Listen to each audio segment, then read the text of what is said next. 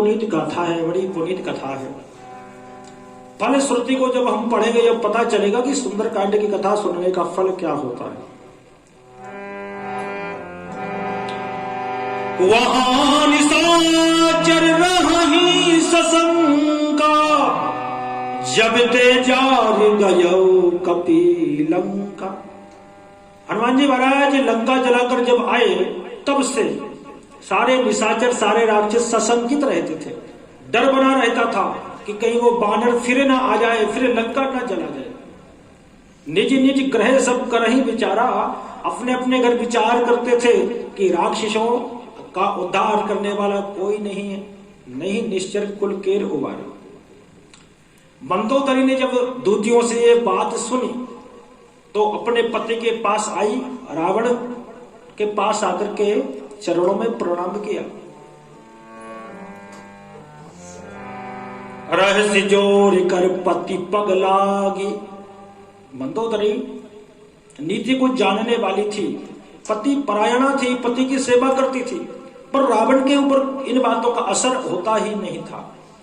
रहस्य जोड़कर पति पग लागी, हाथ को जोड़ करके चरणों को छुआ और बोली वचन नीति रस पागी। नीति से भरे हुए वचन कहे मंदोदरी ने। क्या कहे, ध्यान दें आप। कंत करस हरिसन परिहरहु, मोर कहा अतिहित हिये धरहु।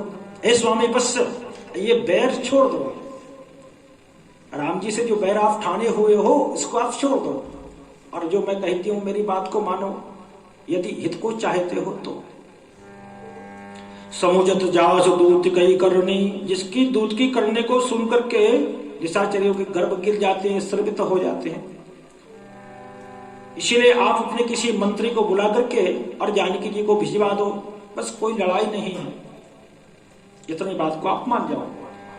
तब कुल कमल विपिन दुखदाई, सीता सीत निशा सम आई।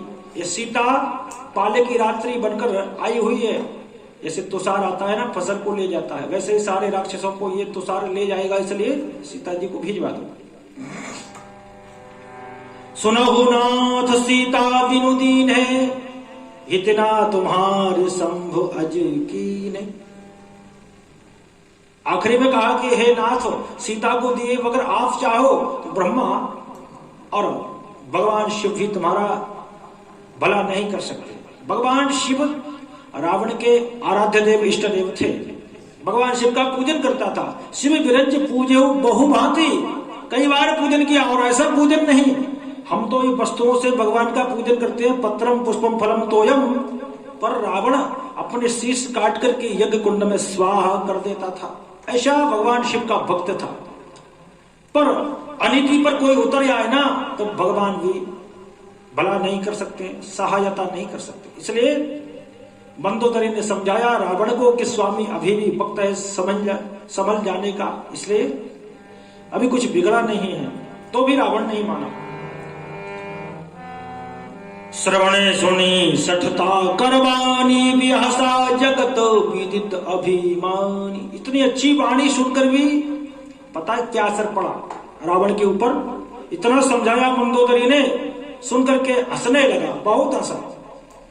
श्रवण सुनी सठ ताकर वाणी, बिहसा जगत विदित अभिमानी। वह अभिमानी जग में प्रसिद्ध हंसने लगा और क्या बोला, कंत करते सवाए सुभाऊ, नारी कर सांचा सबय सुभाऊ, नारी कर सांचा। मंगलमय मंगलमय मन अति कांचा, सबय सुभाऊ, नारी कर सांचा।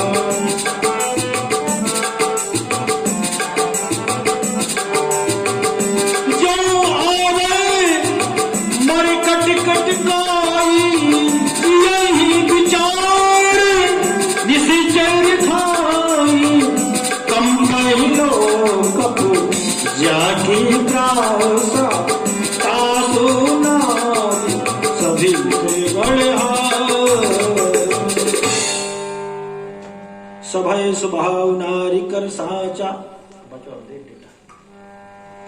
सभय स्वभाव, रावण ने कहा कि स्त्रियों का स्वभाव डरपोक होता है, स्वभाव से भी स्त्रियां डरती हैं।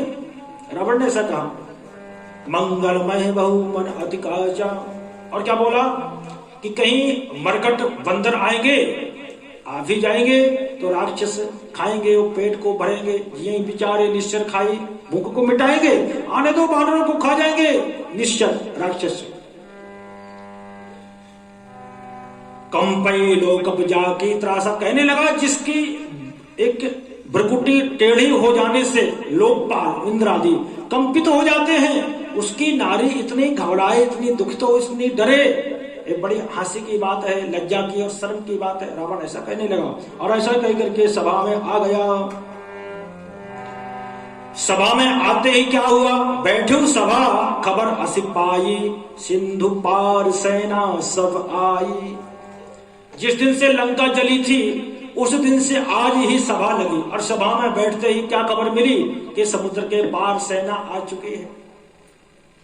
रावण पूछने लगा सभासदों से, बोझिस सचिव उचित मत कहा हो, कि उचित क्या है, सेना आ गई मैं क्या करूं।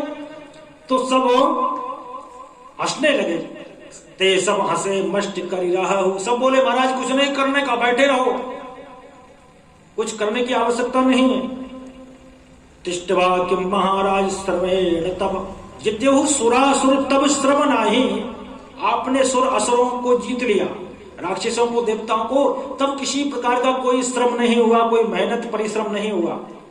तो अब ये तो बानर और नर हैं, अब में से कोई जाएगा और बानरों को खा करके आ जाएगा, आप चिंता मत करो।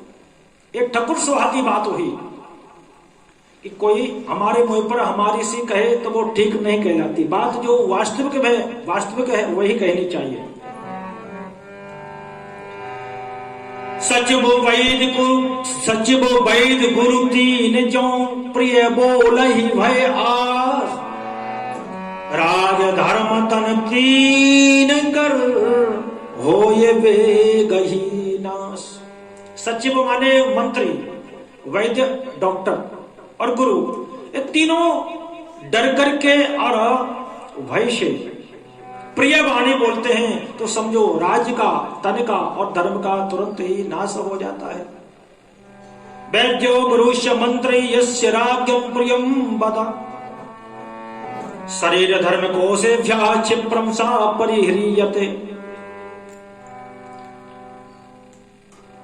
समझो कोई वैद्य, कोई डॉक्टर भय से मरीज को पत्था पत्थ खाने के लिए कह दे, डर से कह दे भाई कुछ भी खा लेना, तो उसके प्राणों का नाश हो जाएगा, प्राणांत हो जाएगा, वो मरीज मर जाएगा। इसलिए मरीज को हर समय पथ्य दिखाना चाहिए कि जो नुकसान न करे बीमारी में, वो वस्तुओं को वो खाए। वैसे ही गुरु अपने शिष्य को सही रास्ता दिखाए, जो बात हो वो कहनी चाहिए। कहीं डर करके और शिष्य से कह दिया भाई अच्छा लगे वैसा करो, कोई समस्या नहीं है, तो पता है क्या होता है, जो गुरु और अच्छी शिक्षा अपने शिष्य को नहीं देते, अधर्म के मार्ग से अपने शिष्य को बाधित नहीं करते हैं, उनको नहीं रोकते हैं, तो क्या होता है, लोभी गुरु लालची चेला, होय नरक में ठेलम ठेला। गुरु और शिष्य का धर्म चला जाता है, वैद्य से तन शरीर और गुरु से धर्म, और मंत्री कहीं अच्छा नहीं है तो राज्य तुरंत ही चला जाता है। इसलिए इनके लिए सक्रिय होना चाहिए, और ये बात जो है यथावत वही कहें। गुरु यत्र तत्र घूम रहे हैं।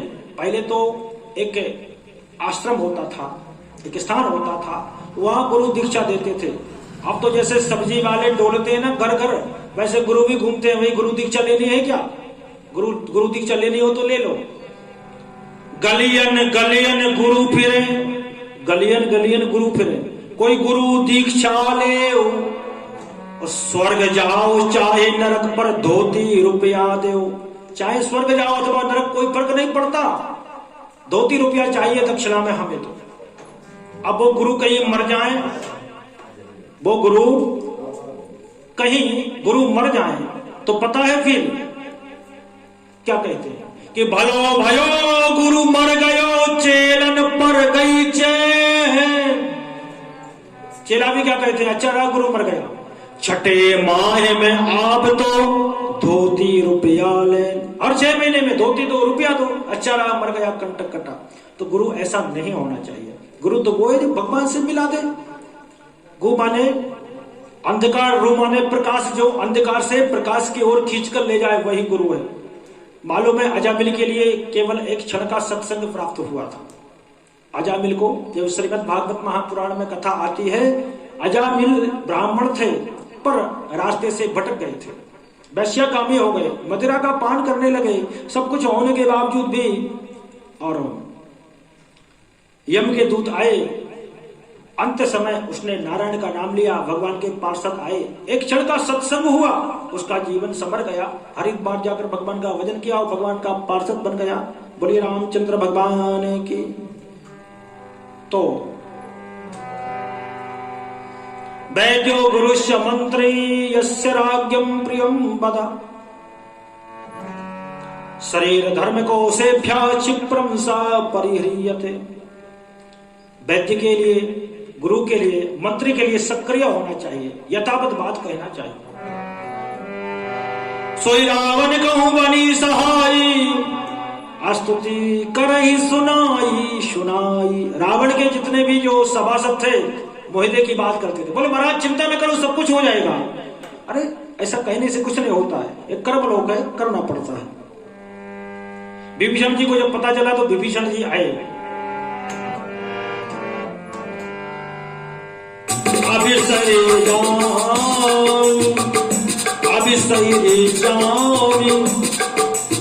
विभीषण आवा, भ्राता चरण शीस देहि नावा।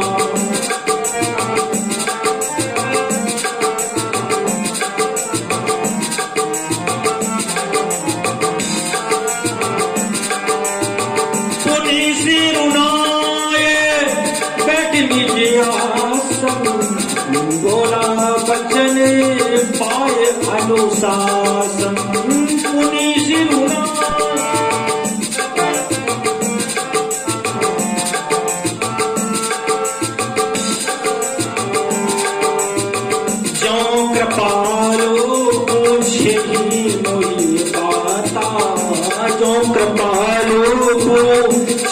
मोहि बाता, मति अनुरूप कहाँ है बता। विभीषण जी आए अवसर पाकर के, और क्या किया, अवसर पाए विभीषण आवा, भ्राता चरण शीस तेहि नावा। दंडवत किया, चरणों में प्रणाम किया और आसन पाकर के बैठा। अनुशासन पाकर बोला कि यदि मुझसे पूछना चाहते हो, जो कृपाल पूछे मोहि बाता, कहीं आप मुझसे पूछते हो तो मैं मति के अनुसार कहूंगा, मति अनुरूप कहूं हित ताता। सो पर नारी लीलारी गुसाई, तजऊ चौथ के चंद्र की नाई। जो आपन चाहे कल्याण सुजत, सुजसु सुमति शुभ गति सुख नाना। विभीषण ने कहा भैया से कि कहीं आप अपना कल्याण चाहते हो, सुमति, सुजसी, शुभ गति और कल्याण चाहते हो, तो आपको एक काम करना पड़ेगा। बोले क्या? कि पर नारी को छोड़ना पड़ेगा। ये पर नारी सीता जी को आप यहाँ रखे हुए हो, उनको आप भिजा दो। सो पर नारी लीलारी गुसाई, तजऊ चौथ के चंद्र की नाई। इसको चौथ के चंद्र की तरह त्याग देना चाहिए। अब बात आती है कि चौथ का चंद्रमा त्यागने योग्य क्यों है, क्यों छोड़ा जाता है, क्यों नहीं उसको देखा जाता। एक समय की बात है, गणेश जी मूसक पर चूहे पर बैठकर कहीं जा रहे थे, तो चूहे से फिसल गए। जैसे ही गणेश जी फिसले तो चंद्रमा को खूब हंसी आई, खूब हंसा जोर से। गणेश जी को गुस्सा आया और कहा कि आज से तुम्हारी कलाएं नष्ट हो जाएंगी। चंद्रमा छीन हो गया, सब में हाहाकार मच गई। देवताओं ने कहा कि ये क्या कह दिया, ये आपने क्या श्राप दिया। सबकी, और प्रार्थना को सुनकर गणेश जी ने कहा कि चौथ के दिन ये छीने रहेगा और कलंकित रहेगा। जिस दिन, जैसे चौथ जो भाद्र सुदी आते उस दिन चंद्रमा को कोई देख लेगा तो उसको कलंक लग जाएगा, इसलिए तजौ चौथ के चंद्र की नाई। दूसरी कथा, जब चंद्रमा ने छल किया था तारा से तो भी यही चौथ का चंद्र था। एक कथा और आती है, जब इंद्र ने अहिल्या से छल किया था उस दिन भी चौथ का चंद्र था, इसलिए कलंकित है। अब मान लो कहीं देख भी नहीं गलती से, तो सैमंतक मणि की कथा कहने सुनने से ये दोष दूर हो जाता है, जो श्रीमद् भागवत महापुराण में आते हैं। इसलिए विभीषण ने कहा कि भैया यदि सुख पाना है, सुजसी शुभ गति, नाना प्रकार का सुख, तो ये पर नारी को छोड़ना पड़ेगा। तजौ चौथ के चंद्र की नाई। रावण को समझाया कि तुम क्या समझते, वो कौन है? रावण कहने लगा कि वो तो नर है। रावण से कह दिया था कि नर बानर के लेके माही। और यहां विभीषण जी बहुत अच्छी बात करते हैं। विभीषण जी कहते हैं कि तात राम नहीं नर भूपाला, ना तो वो नर है ना राजा है, वो तो भुवनेश्वर कालंकर कालों के काल है। अब रावण की बात समझ में नहीं आ रही थी। राक्षस कहते हैं कि ये नर हैं, और विभीषण जी ने आकर कहा कि ये तो ना नर हैं ना राजा हैं, ये कालों के भी काल हैं। 14 भुवन एक पति होई, भूत द्रोह तिष्ठई नहीं सोई। ये 14 भुवन के एकमात्र स्वामी हैं। गुण सागर नागर नर जो अलप लोभ बल कहि न को। लोभ से भी पथ को नहीं छोड़ना चाहिए। 3 प्रकार के रास्ते दिखाए विभीषण जी ने। हमें पता होता है कौन सा रास्ता कहां जाता है। इधर से हम जाएंगे तो सीधे ईशागढ़ रोड पर जाकर लग जाएंगे, इधर से जाएंगे तो थोड़े आगे जाके लगेंगे। सब रास्तों का पता होता है, पर कुछ रास्ते ऐसे होते हैं जिनका पता ही नहीं कहां जाते हैं, कहां जाकर पूर्ण होते हैं, कहां पहुंचा जाता है इन रास्तों से। तो विभीषण जी ने कहा त्रिविधम नरकस्येदम द्वारम नाशनमात्मना। काम क्रोध अरु लोभ सब नाथ नरक के पंथ। ये किसके रास्ते हैं? नरक के रास्ते हैं। इन पर कहीं हम चले तो सीधे नरक को जाते हैं। काम क्रोध मद और लोभ, ये नरक के रास्ते हैं।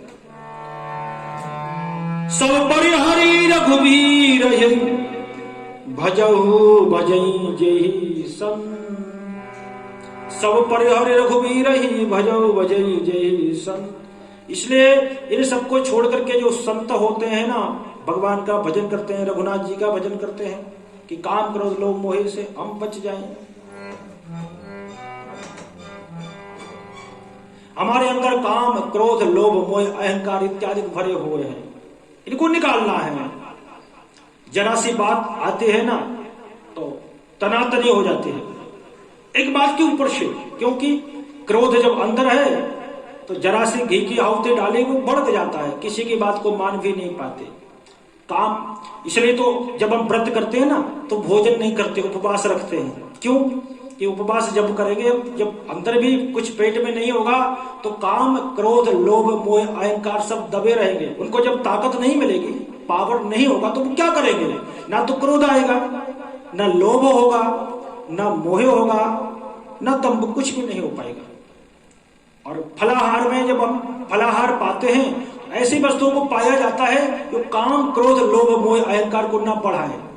मादक वस्तुओं को नहीं खाना, जो तमोगुण को उत्पन्न करने वाली वस्तुएं उनको नहीं खाया जाता।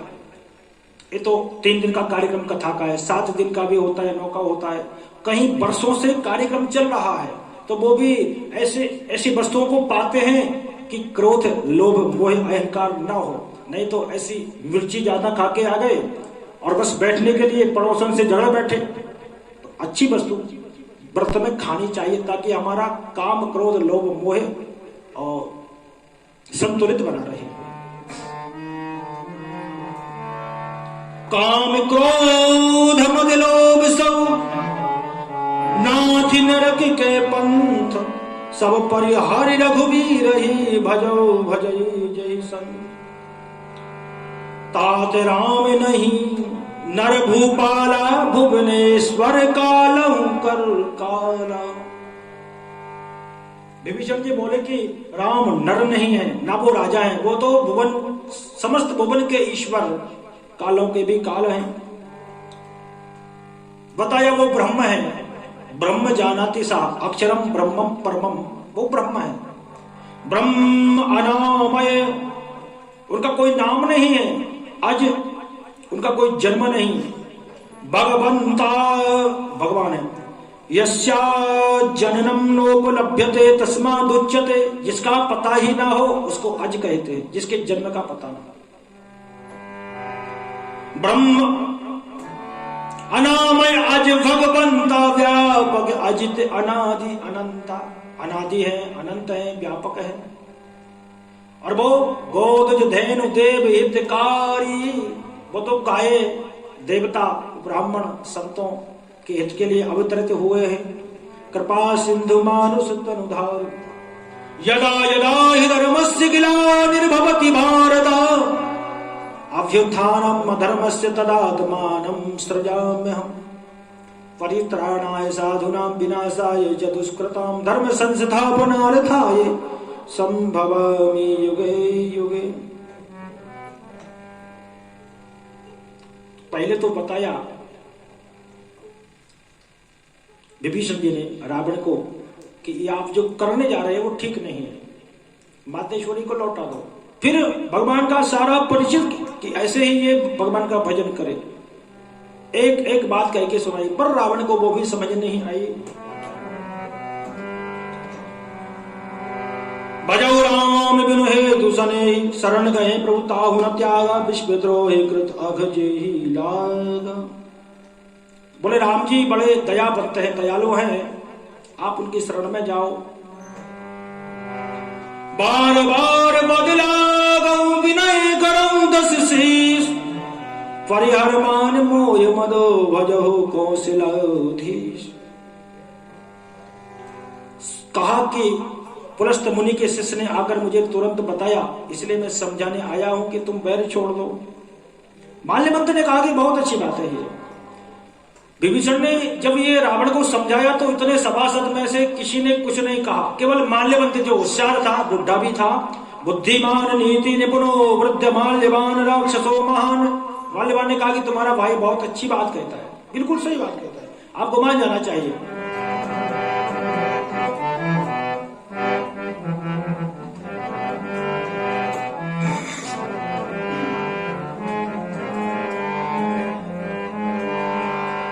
माल्यवंत अति सचिव सयाना, माल्यवंत अति सचिव सयाना, तासु बचने सुनी अति सुखमा।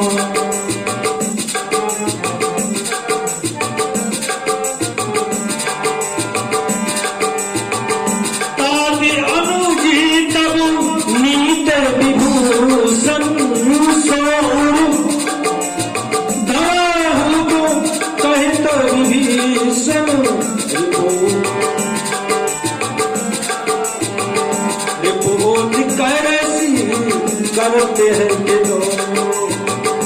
रिपोर्ट करासी कहते हट दो, रिपोर्ट करासी कहते सट दो, दूरी न करा हूँ यहाँ है को।